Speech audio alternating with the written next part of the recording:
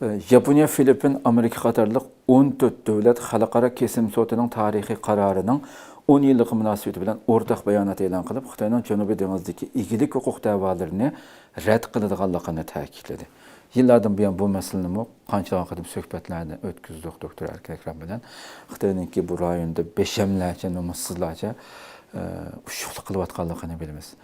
Bu qarorning Xitoyning da'volarining butunlay yo'lsiz ekanligini 10 yil burun xalqaro kesim soti e'lon qilib bo'lgan narsa, lekin hozirgacha Xitoy ushuqlik qilyapti.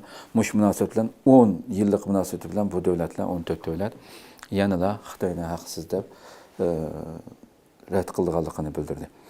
Amerika prezidenti Donald Trump Ironda umumyuzlik urushni qayta boshlashni muzokara qilayotgan bir vaqtda Amerika hukumatı harbiy tanlashlarni ko'paytirish uchun O'rta Sharqqa qo'shimcha askar, tibbiy xodim va qurol yarog' avatayotgan bo'lib, 12 kundan beri davomlashayotgan urushda tunji qatim B1 bombardimonchi aeroplanlari ishlatildi.